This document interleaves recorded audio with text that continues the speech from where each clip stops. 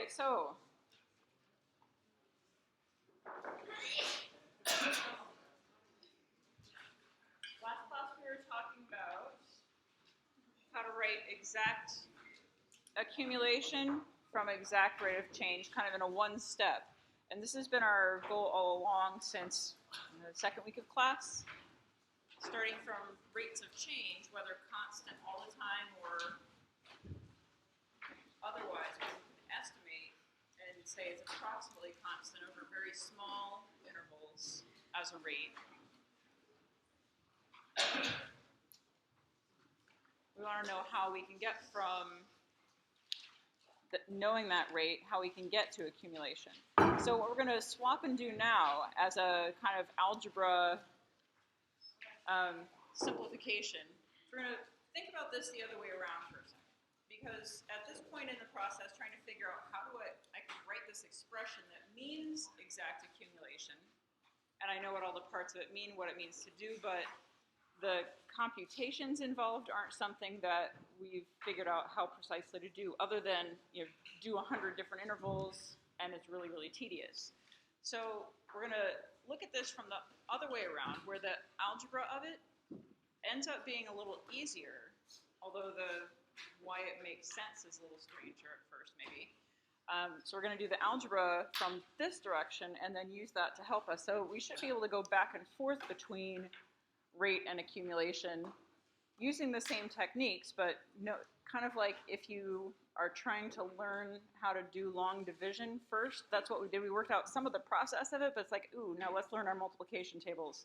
That way when we go to do long division, we know like what numbers to put on top, and we just kind of know how things are supposed to work out. So kind of like that, only everyone learns multiplication first, because it makes sense first. This one doesn't quite make as much sense. But what we started with exact rate of change, which we used to make approximate rate of change functions using over small intervals constant rates instead. And from that, we could write out and make sense of, even over relatively large intervals, we could do computations for approximate accumulation. And imagine that as those intervals get smaller, we can generate this idea of an exact amount of accumulation, or an exact accumulation function. But we don't have a way to write it in a closed form, in an easily computable form. We can, however, at this point, write exact accumulation in terms of an integral, meaning accumulating from an initial value of the independent variable, lowercase a, up through any value x, using a rate function defined by r sub f of whatever letter you want to use, but the book tends to use t in that location. So we let t vary from a to x and take on all the different values and use that in our rate. So we can get straight from the beginning to the end without jumping through the middle, just by rewriting this. Just make sure you know what the steps in between are. And we will go back to take a look at those integrals that I asked you to take a look at in just a moment here. But we should also be able to do this the other way around, and in fact also in one step eventually. But what we're going to do today is take a look at kind of the journey, thinking about the reverse order, and how in this other order, some of the mechanics of it, some of the writing out of it becomes simpler.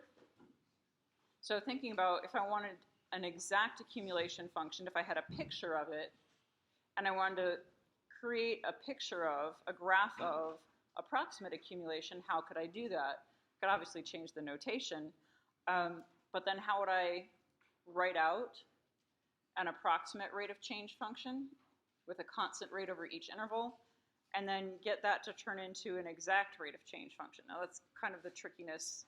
Again, it's getting from the approximate back to exact that's kind of difficult in either direction.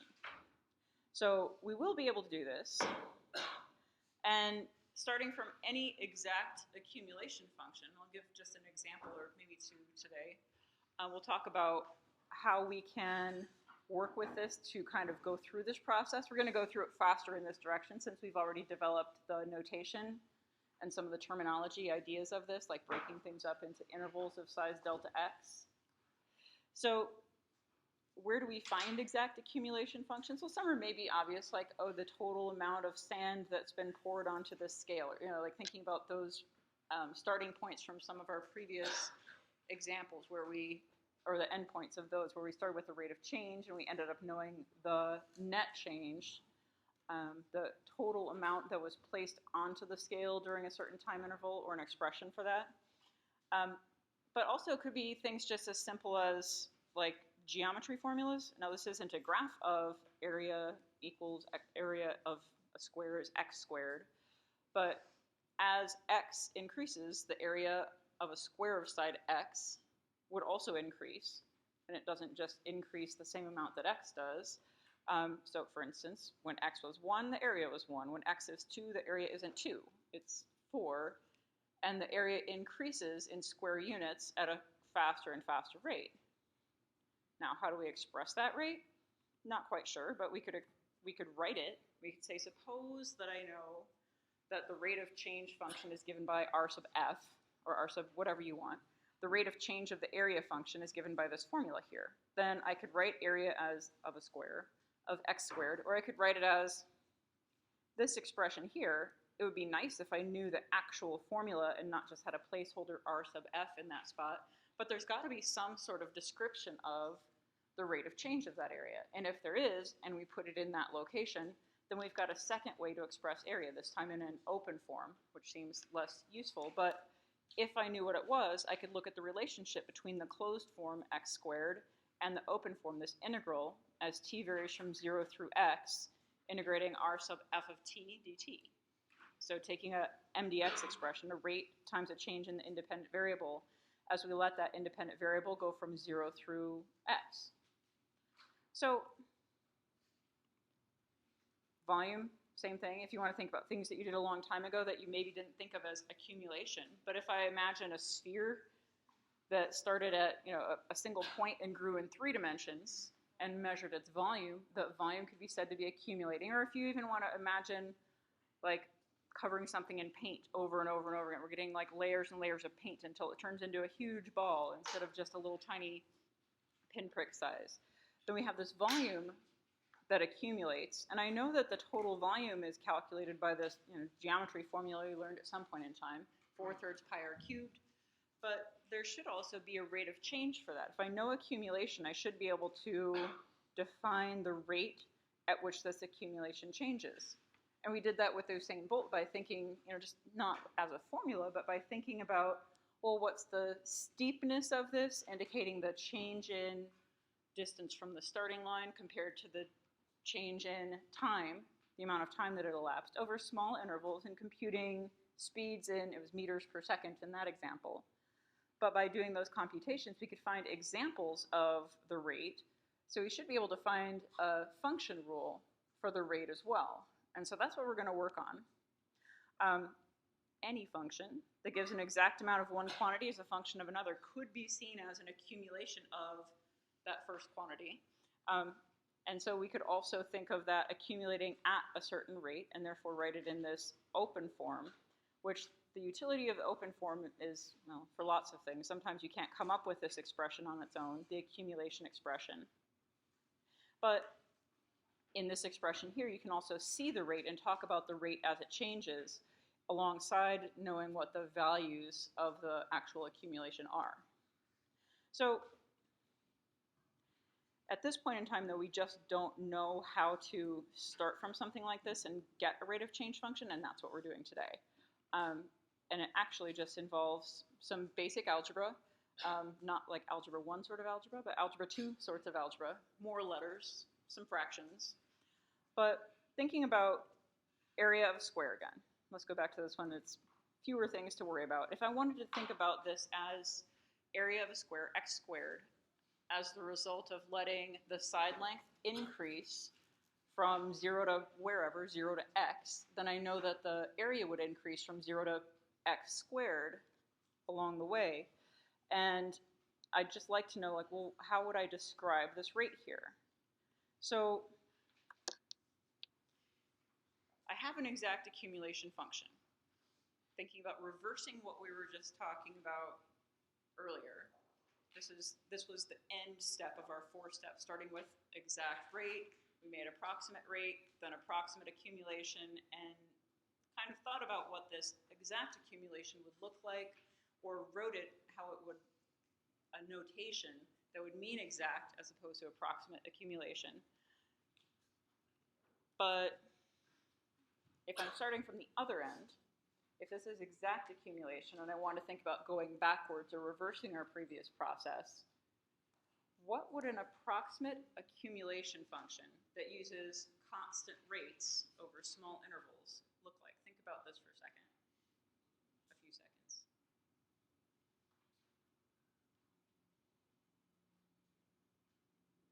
So if this is my exact accumulation and I want to go backwards a step and think about what an approximate accumulation would look like that this would be close to, or even thinking forward, thinking about how we started with Usain Bolt, how would I find an approximate accumulation from which I could measure rates? Any thoughts? Like if you were drawing on a piece of paper, what could you draw on this that would maybe look like an approximate accumulation as opposed to this being exact? Okay, so straight lines like this? No, that would be constant amount of accumulation, then suddenly jumping to a new constant amount of accumulation. That would be what an approximate rate function might look like. And a constant, if we want a constant rate of accumulation, we want, connect the dots, sort of piecewise linear. So if we draw a segment with both endpoints on the curve, here's an example with a pretty big interval width.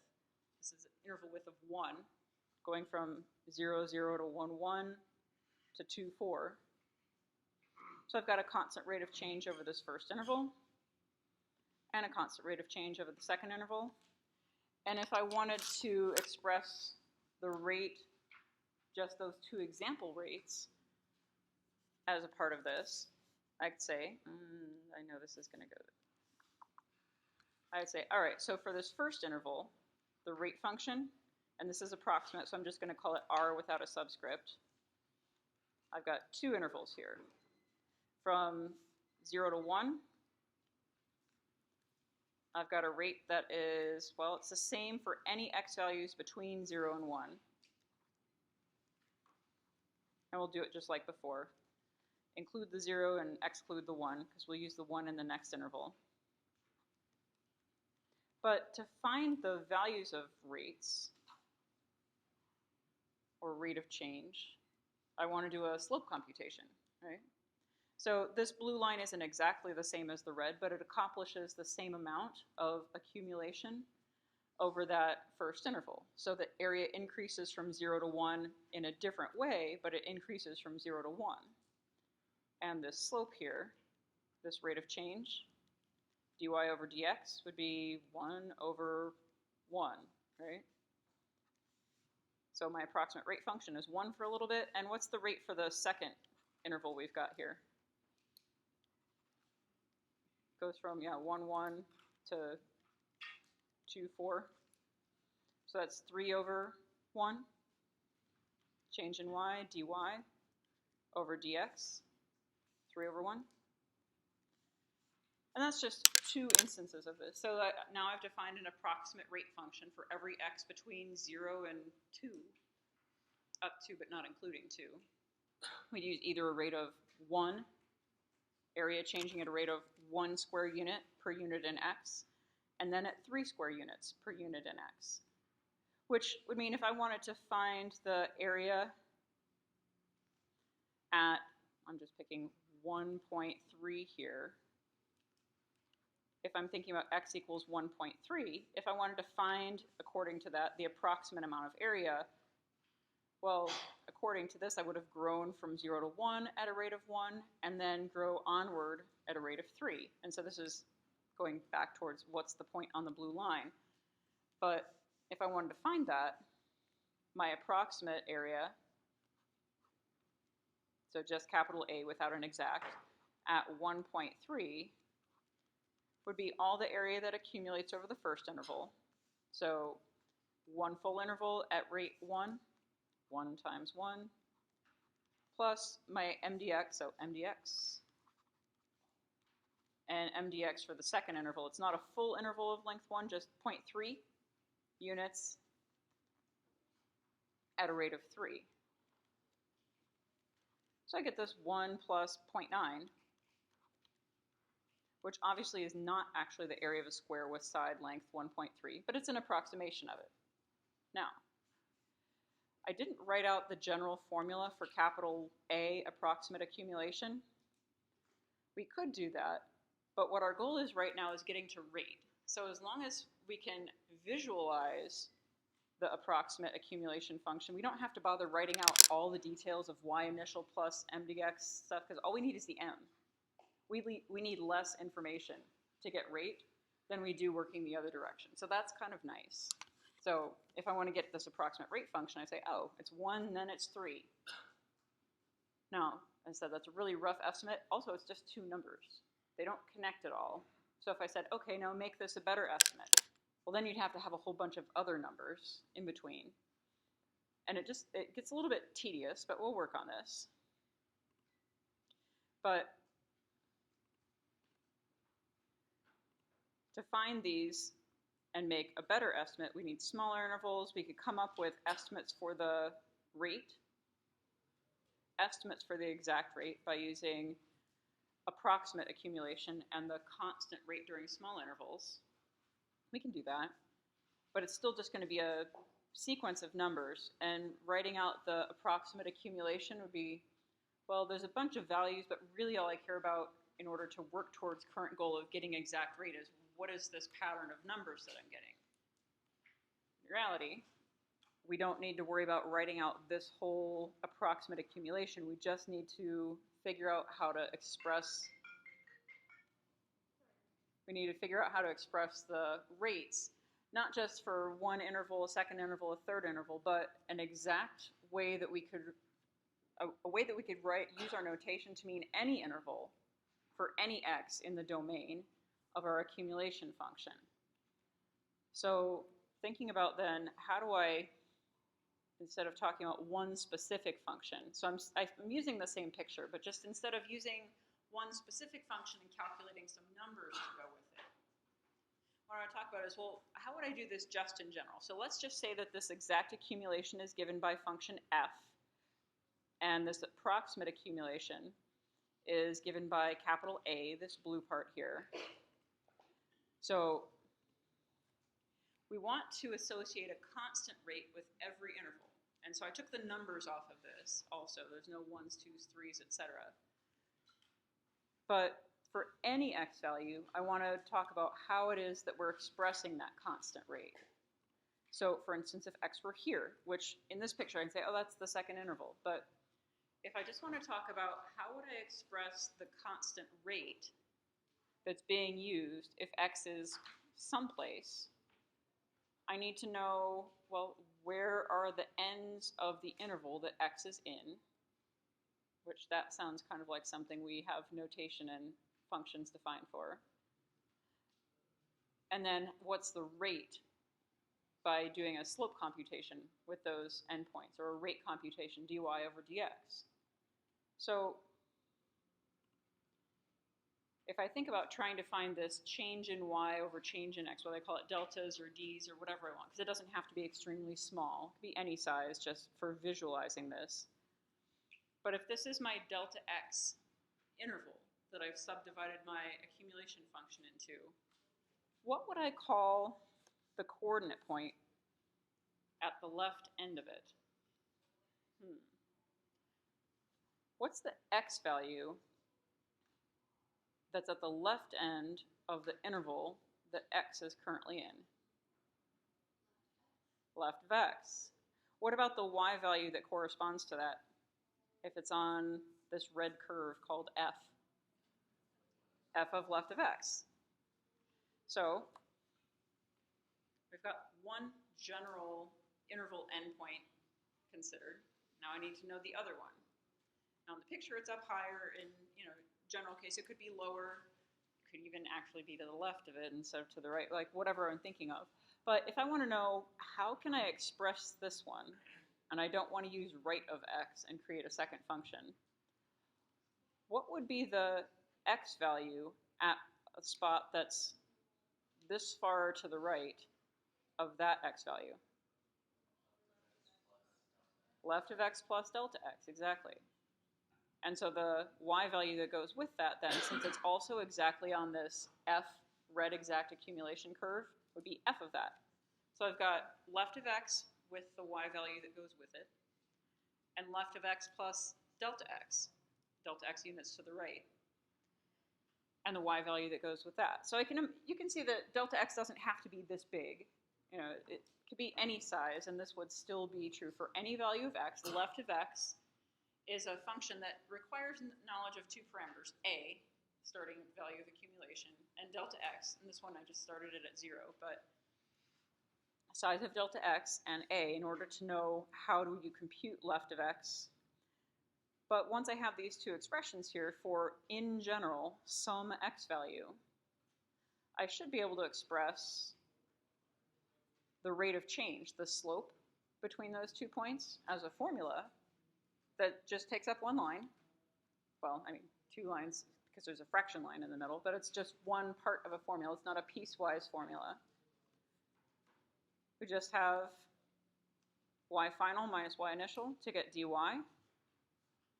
And, well, if you were thinking x final minus x initial to get dx, we can do that, but it's also just dx or delta x. So we have this interval width that we change x by, and the numerator, f of those two expressions, subtracted tells us how much the y-coordinate or the dependent variable changes by. So this is an approximate rate function form that's just a slope computation based on some of our previously described notation, left of x and delta x. And so we've gotten from exact accumulation to approximate accumulation to approximate rate, kind of in a matter of not very long.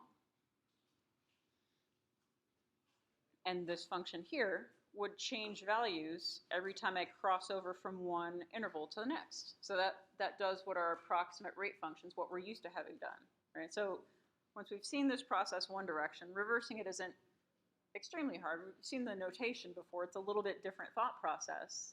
Make sure whenever you're looking at graphs and thinking, keep in mind, what is this? Is this a rate of change function already? Or is this an accumulation function I'm supposed to be finding rate of change? Like, make sure you're thinking about what you're doing. So, I don't want to write the approximate function a. Like I said, I had that on there. Like, nah, we don't really need to write the formula for this blue thing. All we need out of it are our different r values. And they are individual values, one after the other, but all those values come from the exact same setup here. The only thing that's very general about this is just, well, what sort of function is function f? Left of x and delta x would be exactly the same from one function f to the other, no matter what function we were trying to find a rate of change for. All that other part inside would be the same. So if you really wanted to write it, you could write it in one line this way, with r of x just representing this, but I'm not concerned about you writing the approximate accumulation, because that's kind of a step we can skip over the details to. What we're interested in at this point is the rate. So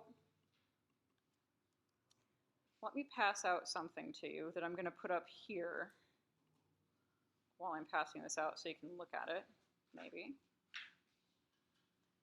Is that big enough to read? Almost. That's a little too big.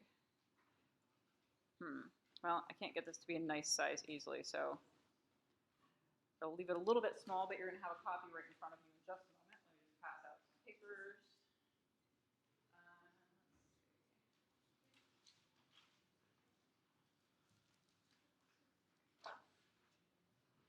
We're starting with the side that looks like this. There's some graphs on it. 4 different graphs on there about and there's some computations which are sketchy.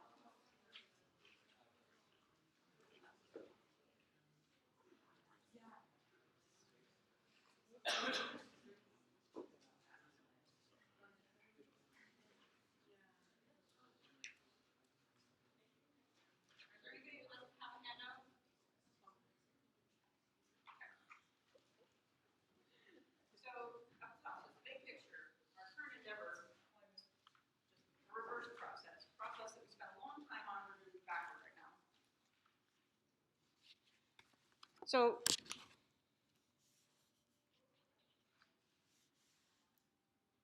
we're starting from now instead of what we were starting from before. We're starting with an exact what sort of function?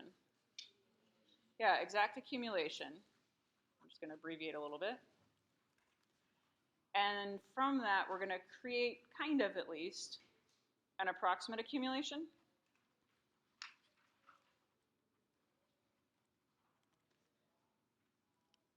Because really what we need out of this approximate accumulation is what? Yeah, approximate rates. So we'll use those approximate rates, all those, the slopes of different line segments. So we don't really have to focus on writing the whole approximate accumulation out because all we need is the rate portion of it. Although those are just going to be approximate rates. And then the idea is we could hopefully get to something that's an exact rate function. And again, getting this from approximate to exact, that's the hardest kind of math to do in either direction. But it turns out to be a little bit easier going this direction. So if you see those graphs below, there's no y values given on them, just x values for reference left to right. But just think about if you had the net accumulation graph, or as the bottom one shows, the total accumulation or total amount, since it doesn't start at 0. Think about how you would estimate rate off of that. Draw maybe an approximate accumulation, and then just an approximate rate from that.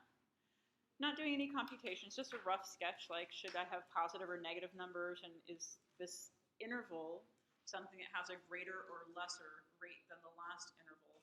So just relatively speaking, think about those 4 graphs on the front page here. So think about that net accumulation at first. See if you can use, as it says, an interval of width 0.2 for delta x, and sketch the approximate accumulation onto there for the purposes of thinking about what the approximate rate function would look like, and then maybe a rough sketch of what the exact rate function would look like. So just to visualize how these are going to be, and then we'll work on some of the computations number-wise in a minute after pondering something else.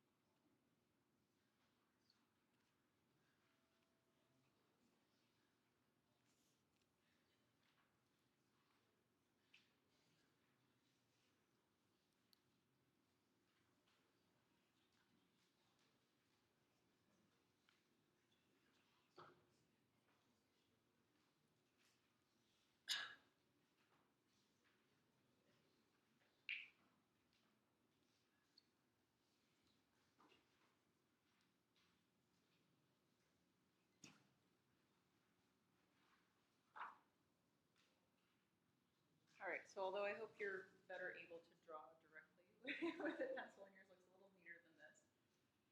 For this first one, if you're drawing the approximate accumulation, every 0.2 units, you're going to have an approximate accumulation that matches up with the exact accumulation.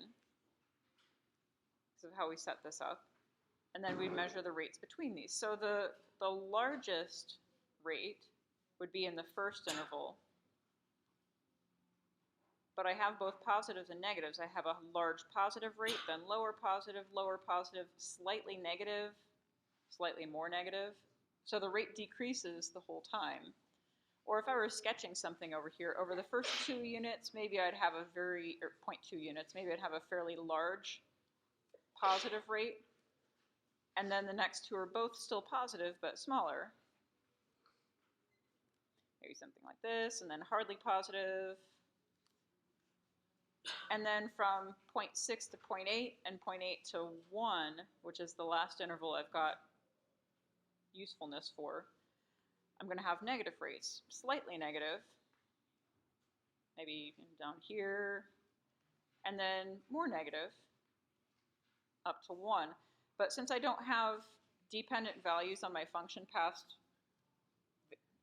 1.5 or so, I can't find the next rate using the same method. Now, one thing I wanted to point out, this does end up with not quite the same sense of an approximate rate as we did when we were starting from a rate function. We drew this kind of the same way, just using intervals from the beginning. But notice that in this picture, the rate that I'm using for the first interval is certainly not the exact rate at time 0, right, in the moment where x equals 0.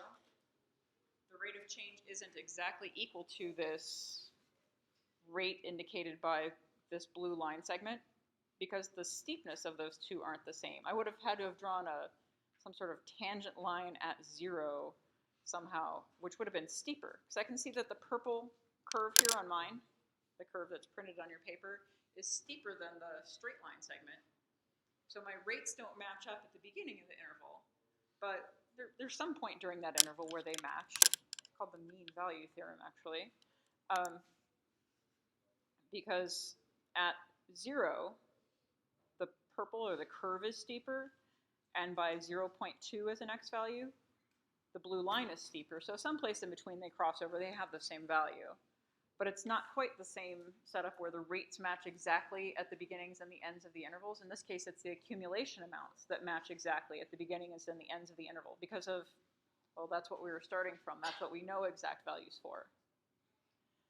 So in any case, we have an approximate rate function. It'd be something like this, where I have larger positive values and then smaller and smaller and turning into negative and then more negative, or a rate that's decreasing throughout in reality, but from one interval to the next in our approximation would be getting smaller and smaller. So if I wanted to sketch an exact rate function, it's probably not going to go through this point here, because I know that at the beginning, my exact rate would be something that's higher than this blue line. So higher than whatever value I picked for that, but maybe in the middle of each of those intervals, I have a rate someplace around there. It's going down, down, down, down, down, down. Someplace within each interval, the exact rate and the approximate rate are going to match up. Although I would say for the third and fourth intervals, in the picture, it looks like they're pretty much the same the whole time.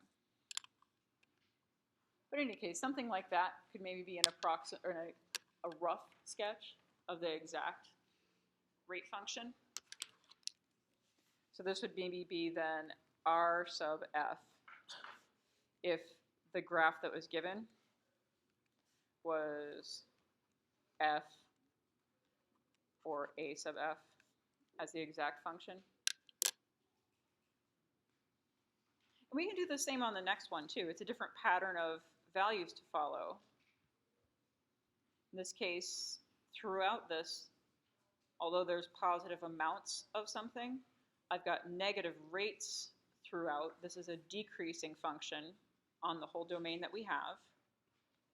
So if I were to try to sketch the approximate accumulation, I know that I'd use negative values for rate all the time, and over the first 0.2 units, it goes down quite a bit. For the next 0.2, still decreasing, accumulation decreasing, and so forth, but getting to be very ever so slightly negative as opposed to extremely negative at the beginning. So if I wanted to sketch an approximate rate function, I'm not going to start up here. I'd start with something that's very negative for the first 0.2 units. And then after that, not very negative. And then even less, not very negative, and so on, where each consecutive interval is something that's closer to 0, but doesn't quite get there in this picture, because it doesn't quite get horizontal. But it is decreasing, the accumulation is decreasing throughout, so this would be rates that are negative, although hardly negative by the end. But again, an exact rate function, if you want to do a rough sketch of what rate might look like if we were to make smaller intervals, say, well, this is obviously going down more steeply in reality than that, so my rate function in reality might start clear down here. Oops. I can turn the corner here. And be very close all through this area here, because the exact rate and the approximate rate, those look almost like straight line segments looking at it. But I'd have some sort of very negative that becomes less and less negative sort of rate function. All right, so just visually speaking, this is the process that we're using. So I'm going to have you turn over this sheet. I'm going to pull up something else instead of pulling up my second side of the sheet. I'm going to pull up GC. And let me pull this off. So on the back side of your sheet, you have on the right, I believe, yeah, you have a rate function that's graphed. And let me scoot this down a little bit, but I just wanted to show you, this says delta x here, just this resolution is so poor that I can't show you enough of the screen at a time. So this says delta x down below that. But you can see our delta x intervals, and let me zoom this out just a little bit. It won't let me zoom one at a time. Let's see. Oops, this one. There we go. So as x increases, it goes through intervals of width delta x. And you can see that if this is an exact accumulation function, at first it's accumulating quickly, positive rates, and then accumulating more and more slowly as we go on. Although with our approximate rate function, I'd have fast accumulation, then slower accumulation, then slower. And this is just using, I'm using delta x equals 0.4. It says h up above. I'm going to use h in a minute. But I'm using interval widths of 0.4. If I change it to be smaller, which is hard to do manually, there's about half of that, you can see that the approximate accumulation past that first interval matches up extremely closely. When you make small intervals on anything other than extremely curvy shapes, you're going to have trouble seeing the difference between the intervals as they go along there, because this looks, it changes steepness, but just ever so slightly. The curvature isn't very steep. So my approximate rate function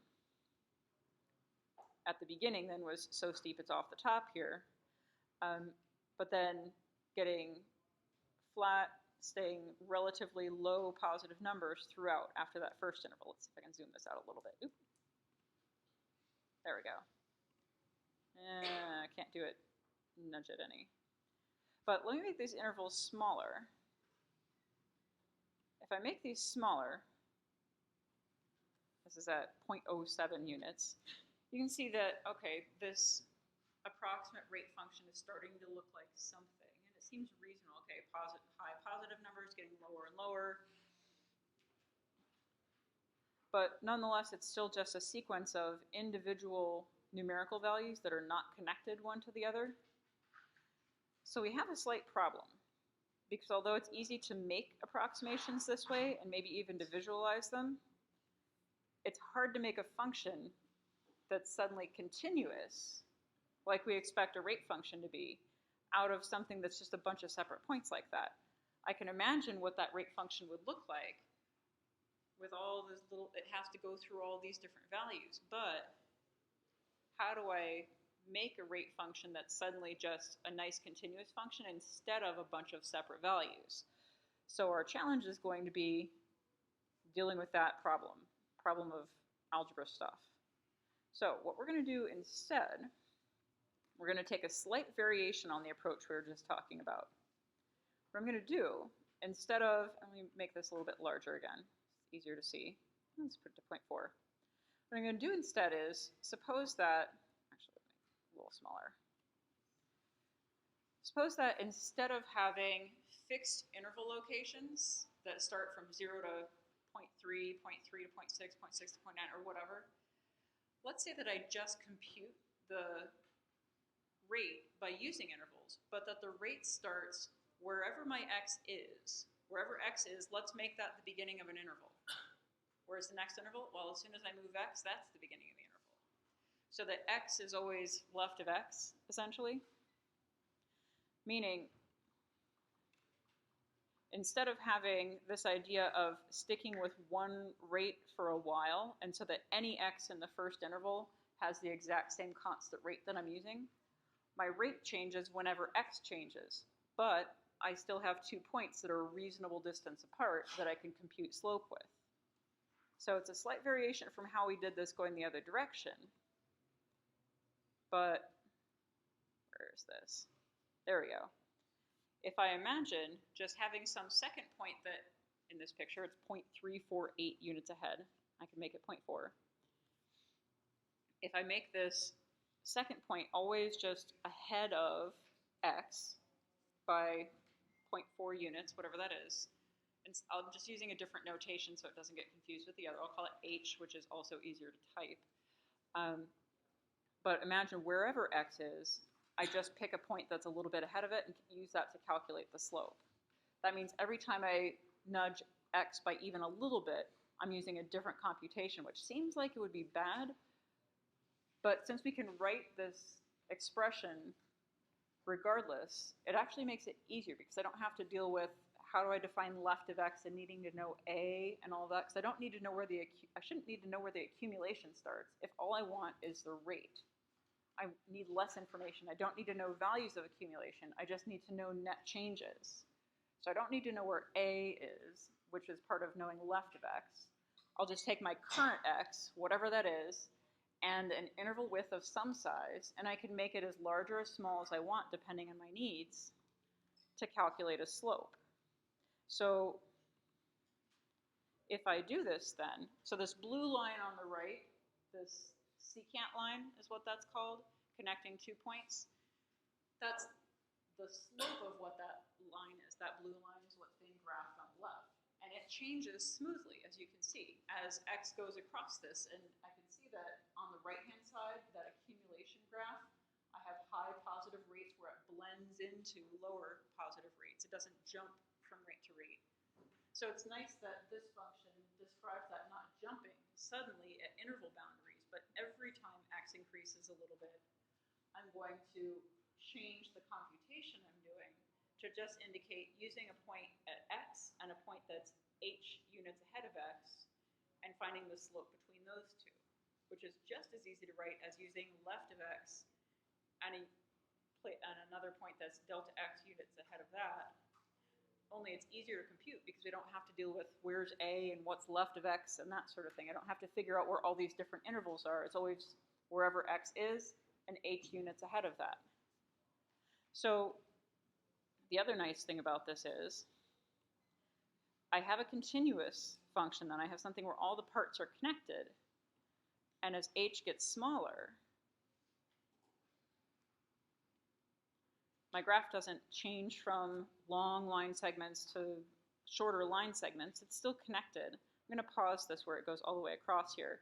You can see if I use larger h values versus smaller h values, I have better approximations. It has to be a better approximation. If I'm using 2 points that are closer together, it's a more accurate representation of the rates. I can't use h as 0, but I can get it to be really, really close. And at some point in time, the difference between making it 0.005 versus 0.00005, etc., is not visible or not meaningful. Question?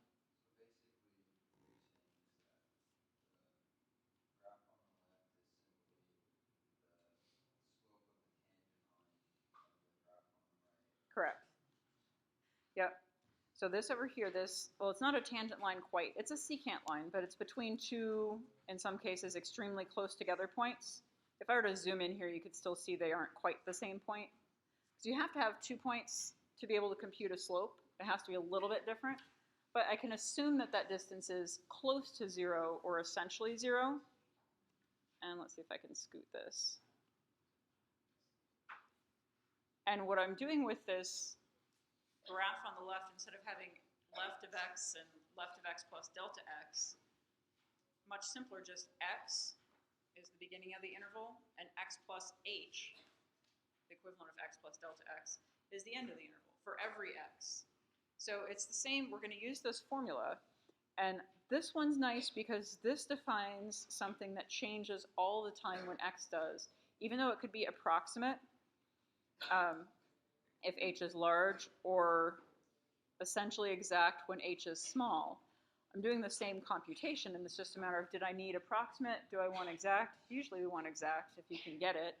It's just not always easy to get a nice form of exact, but it's a lot easier than from the other formation with the left of x and needing to know all the different, where the interval positions are. So it's approximately the same computation style. It's just a slope change in y over change in x. I'm going to use this letter h to represent that change in x because A, that's used in most calculus books. B, I want to distinguish it from our usage of delta x, which was fixed position intervals. This is an h, or a sliding interval, that always is a h unit long interval ahead of whatever x value we're looking at. So to go back to the back of your PDF that you had, or it's PDF for me, it's a printout for you. If you did number 3 using just these approximate intervals of width 0.4, where you get the same sort of thing as we did on the front. The bottom half, with the sliding h interval, we just kind of talked through this. So what I'd like you to do is think about the things that are on here, and think about what the difference is between the two approaches. It's very hard to draw on a piece of paper sliding intervals. That's why I like GC, because I can have sliding things that move. But the idea is, on this, if I wanted you to estimate using our first method that we talked about, rates of change for any x value, you need to know what interval it was in and go from there. So for instance, if these were intervals of width 0.4, and I wanted you to estimate the rate of change at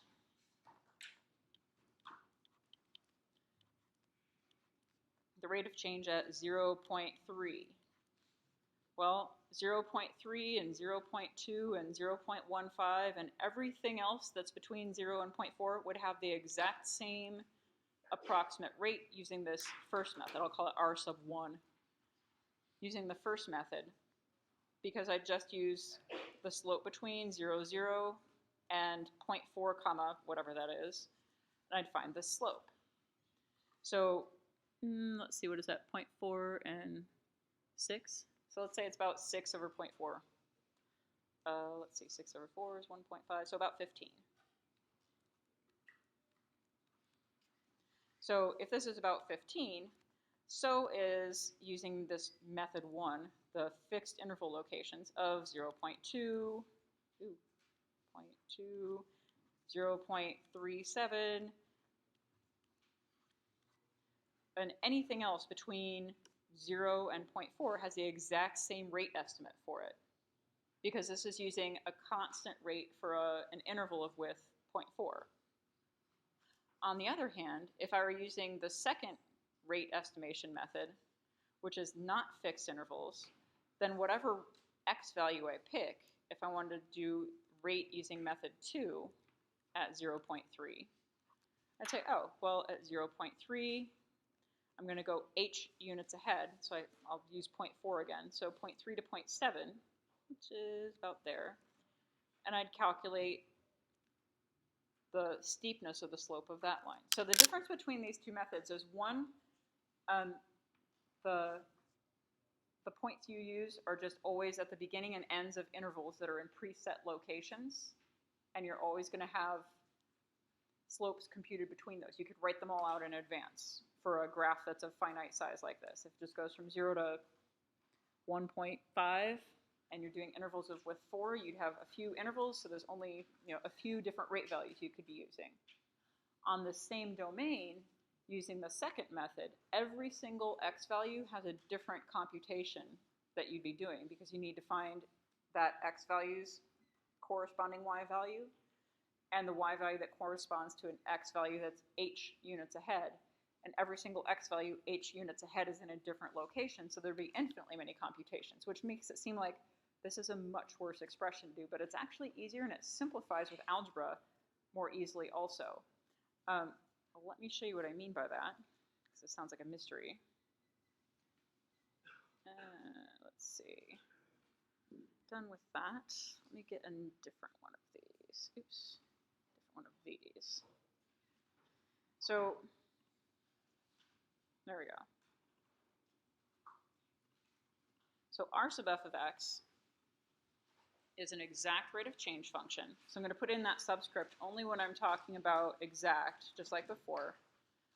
So I was using r sub 2 of x when I was talking about, let's use the second method, but I didn't talk about, well, what if h is really small? I was just using h as 0.4. That's not really small. But we're going to call this r sub f of x, this exact rate function, when h is essentially 0, or when h is approximately 0. It can't be equal to 0, because then I'd have a single point, and you can't find rate of change if there's no motion going on, no time passing, whatever it might be. So we need two separate points that are h units apart, but h can be close to 0, and it can be as close to 0 as you want as long as it isn't 0. So thinking about this x squared situation then. Ooh, sorry. If I wanted to think about how would I compute rate of change of the area of a square,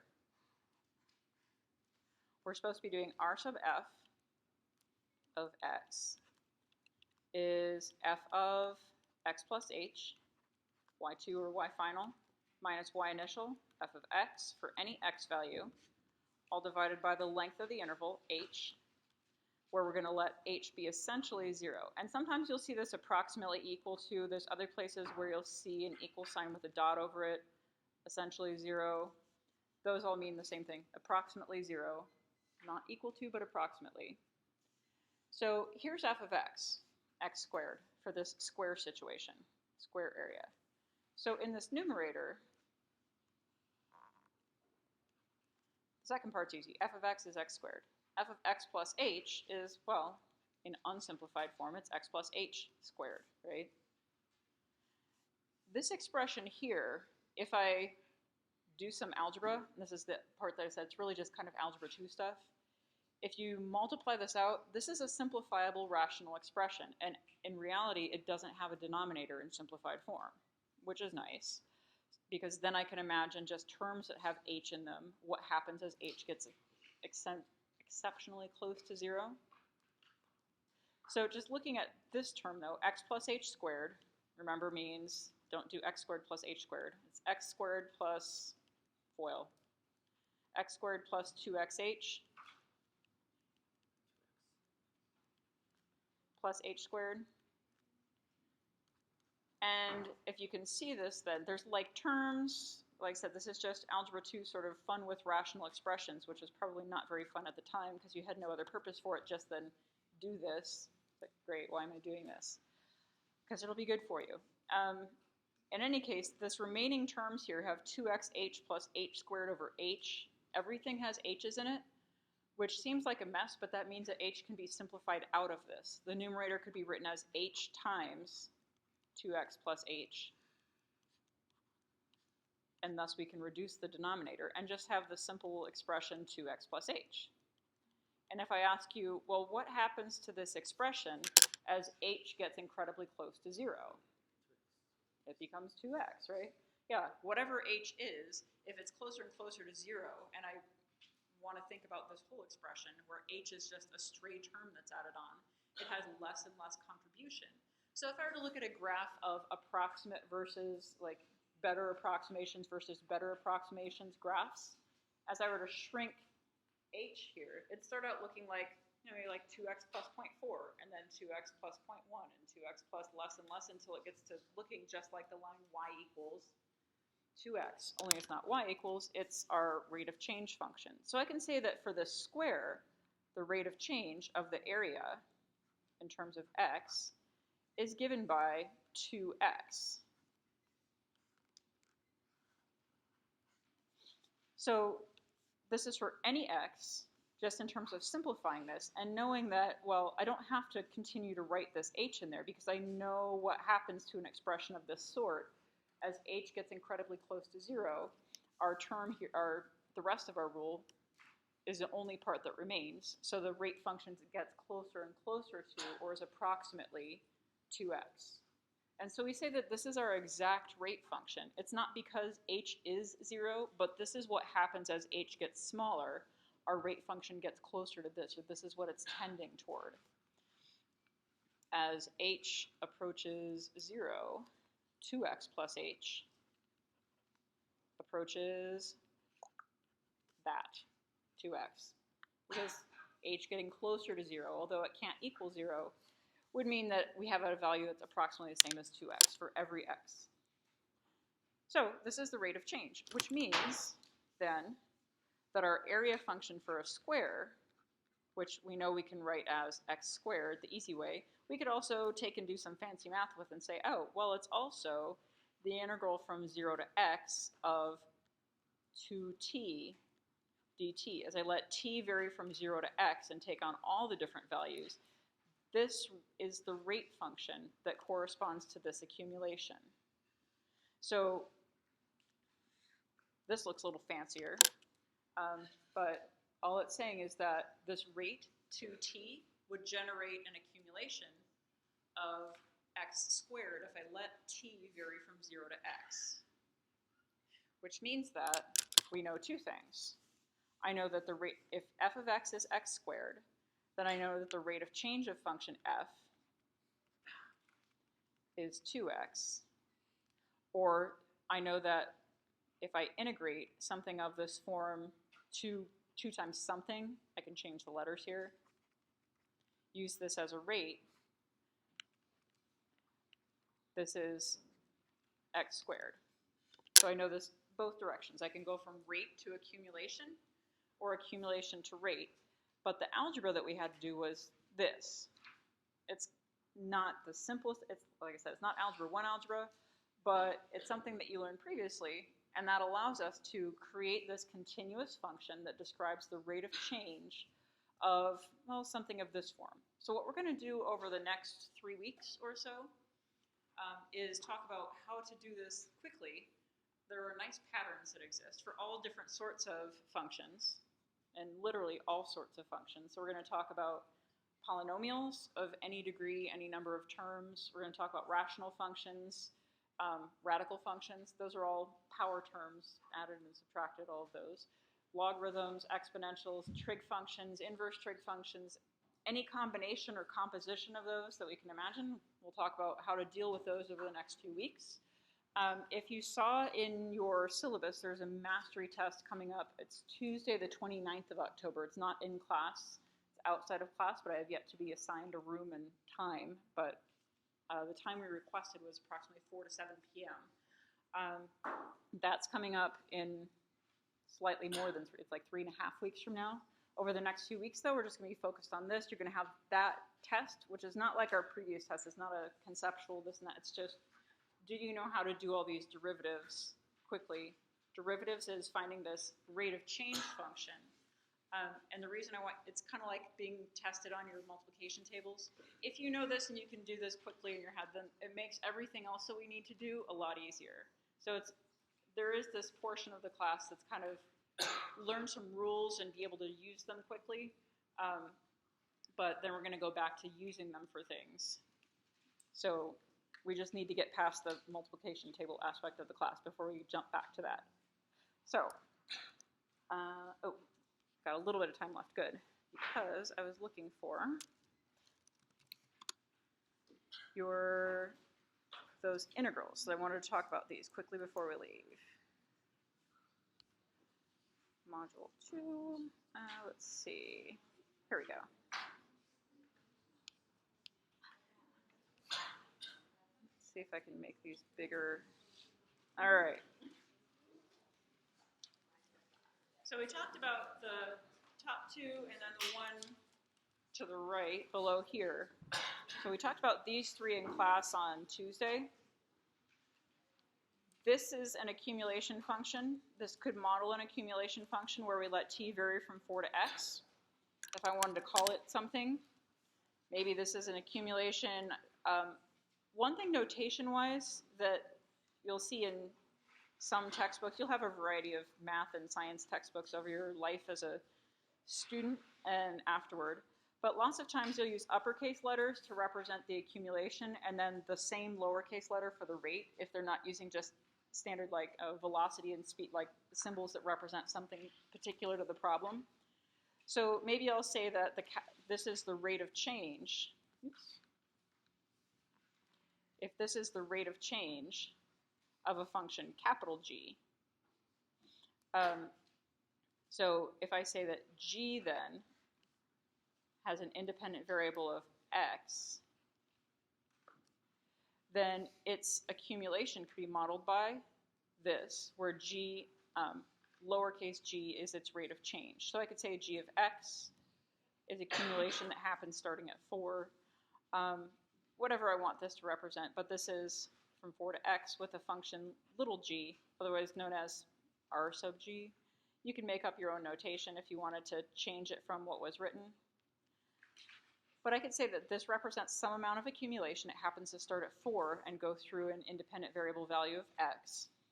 If I wanted to talk about a total accumulation, I'd maybe need to know how much of whatever this is there was at x equals 4 and add that on. This one I think we talked about has x's in too many places, so this one's not really an invalid accumulation function because this wouldn't have a changing rate of change. It would have, for any value of x given, this would have one rate of change, as opposed to one stopping point. It has one rate of change and a stopping point. So this would not be a varying value rate over an interval, because x is used as a part of the rate function as well as the stopping point for the rate function. So this one is similar to the one above, just they wrote out the function. So I could say, oh, well, if this is r sub f of v, or maybe that's a new, I'm not quite sure, then I could say that this is a sub f, maybe, the accumulation function with x as its independent variable. This is accumulation that starts at lowercase a and ends at x.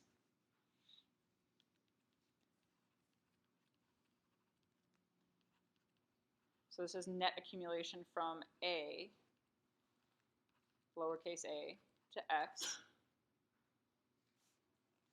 This one here is an amount of accumulation. We talked about that before. So would be this one down here. This is accumulation that happens between 10 and 15. So it's not a function. This is just, here's a rate of change function. And we let a take on all the values from 10 to 15. That's a set amount of accumulation. So in one sense, if the accumulation in general, like if this was maybe a capital X at the end or something, if I talk about the accumulation that happens during this, this is what happens between 10 and 15. We've talked about what happens between 2 points in time before. So if A is standing for this accumulation, maybe this is R sub F of A. Accumulation of this function F at 15 minus at 10 would tell me what happened between 10 and 15. This is, again, it's a fixed amount of accumulation. It's not a function answer, it's a numerical answer. And same problem here as above, too many t's. If I let t vary from 0 to t, that doesn't really work. So if I were to call this a of t, then a of 4 would be something, I have an interval from 0 to 4, and the rate is sine of e to the 4th all the time. It doesn't get to vary if t is given a value. So These two, the top and bottom on the right, aren't accumulation functions with varying rates. They could be an accumulation function using one constant rate for any value of x that's put into the accumulation function, but that's not how we normally think of these. I want the rate to vary through the interval. All right, so in any case, I'll stop at that for today. I'm going to have you look at some more things from section 6.3 about rate functions and give you a heads up on what's coming up next week.